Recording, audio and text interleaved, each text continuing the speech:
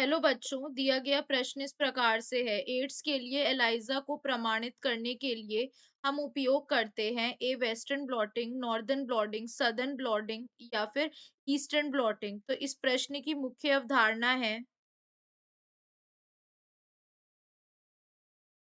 मुख्य अवधारणा क्या है इस प्रश्न की? एड्स। एड्स जिसे हम क्या कहते हैं? Acquired immuno deficiency syndrome. यह एक रोग होता है। यह क्या है? एक रोग जो किसके कारण होता है? विषाणु के कारण।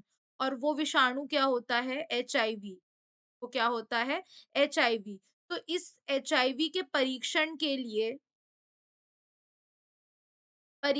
लिए हम क्या यूज़ करते हैं? एलाइज़ा टेस्ट करते हैं, जिससे हमें पता चलता है कि इसके अंदर जो एंटीबॉडी बन रही है, इस परीक्षण में हमें क्या पता चलता है कि जिस शरीर में ये रोग होता है, उसके अंदर उसके अगेंस्ट एंटीबॉडी यानी प्रतिरक्षी क्या बनते हैं? उसके अगेंस्ट प्रतिरक्षी बनते हैं। के अगेंस्ट क्या बनते हैं? प्रतिरक्षी बनते हैं। तो अगर उसके अंदर इस रोग के अगेंस्ट प्रतिरक्षी बन रहे हैं, तो इसका मतलब हम समझ जाते हैं कि उस पर्सन को या उस इंसान को क्या है, यह रोग है। तो यह जो एंटीबॉडी होती है यानी प्रतिरक्षी होती है, ये किसकी बनी होती है? यह प्रोटीन जिन्हें हम इम्यूनोग्लोबिन प्रोटीन भी कहते हैं।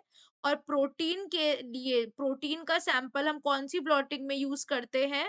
वेस्टर्न ब्लॉटिंग में।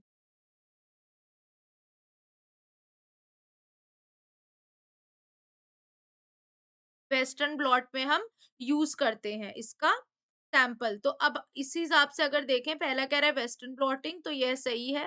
नॉर्दर्न ब्लॉटिंग में हम आरएनए का सैंपल लेते हैं, तो यह गलत हो गया। सदर्न में हम डीएनए का लेते हैं, तो यह भी गलत हो गया।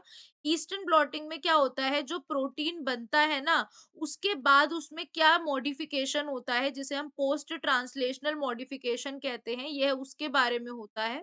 तो यह भी गलत है। तो सही उत्तर हो जाएगा ऑप्शन ए। आशा करती हूँ आपको समझ में आया होगा। धन्यवाद।